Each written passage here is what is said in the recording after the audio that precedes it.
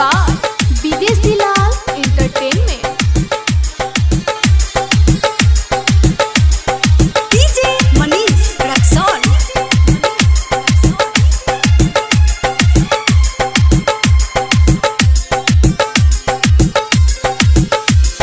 तोहरे चक्कर में यारा ले गईनी बलिया ले कोईनी तलाश तोहरे के अपन दुल्हन बनाएब दिलवा में बारी है आस हमरा से जदी प्यार न करबू तो देखबू मोर लाश हमरा से जदी प्यार न करबू तो देखबू मोर लाश। डीजे मनीष रक्सौल।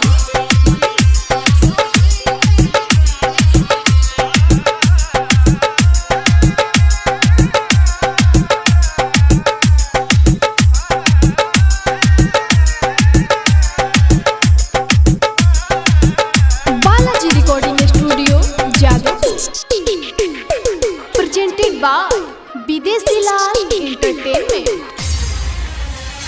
चारों तरफ लौके तोहरे पहर छाई ना देखी पल भर तो पागल हो जाई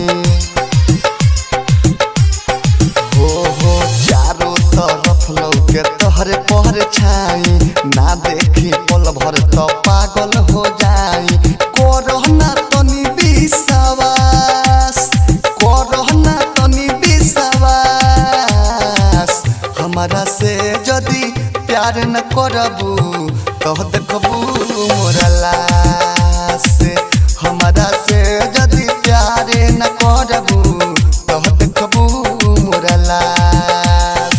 डीजे मनीष रक्सौल।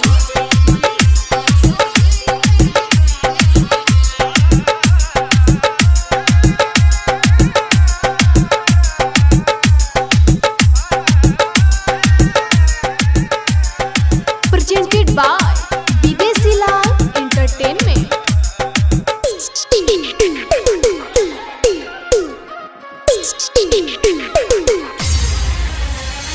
चेहरा तोहार बसल बावे करे जामे मन करे मार लिही गोली अपना भेजा में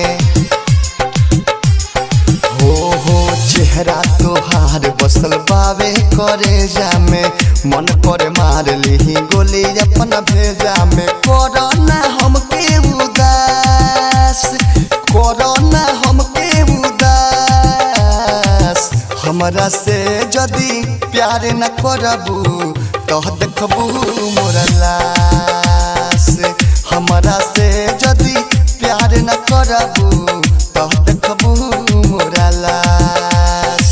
डीजे मनीष रक्सौल।